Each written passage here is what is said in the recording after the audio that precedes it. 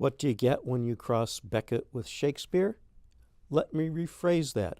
What did Tom Stoppard get when he crossed Waiting for Godot with Hamlet?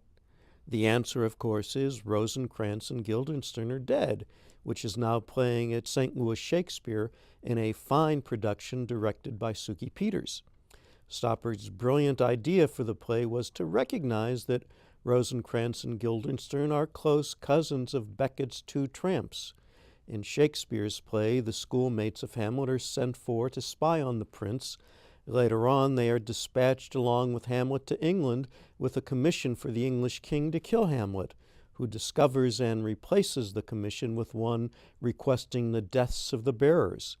Near the end of the play, an ambassador from England announces that Rosencrantz and Guildenstern are dead. Earlier, Hamlet had said their deaths were not near his conscience. Rosencrantz and Guildenstern take part in action of significance without understanding it or even knowing precisely what it is. From Hamlet's point of view, the world may have tragic grandeur, but it makes no sense to the bit players who end up as detritus. Stoppard's play depicts Hamlet's worlds from the bit player's point of view. When they first appear, they are playing a coin-flipping game that Rosencrantz always wins. Their universe is so arbitrary that the laws of probability no longer apply. In the current production, Robert Thibault as Rosencrantz and Ted Drury as Guildenstern are an excellent and well-matched pair. Thibault's Rosencrantz is sweet and accommodating, able to muddle through what happens to him without worrying too much about it. He reminded me of Ringo Starr. Drury's Guildenstern did not remind me of any Beatle. He's intense and frustrated from grappling with the incomprehensible. But like Beckett's tramps, Rosencrantz and Guildenstern can be a fine comedy team, and so they are in Thibault and Drury's collaboration.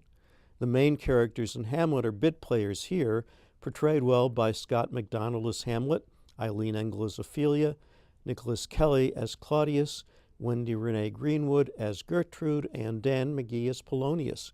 More stage time in Stoppard's play goes to the players who visit Elsinore.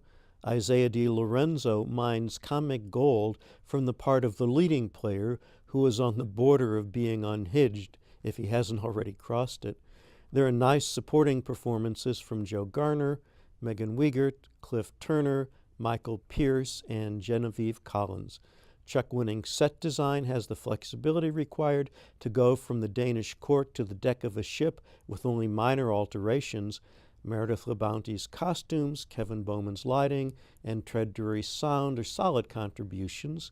In the past, productions of this play have seemed too long to me, but not this time at St. Louis Shakespeare. Good. Well, good laughs make time fly, I guess. I was puzzled by the costume design, a kind of a mix of periods and styles and whatever. I couldn't figure out what it was getting at, but it didn't matter that much because it's such a delightful play and well done. Yes, it was.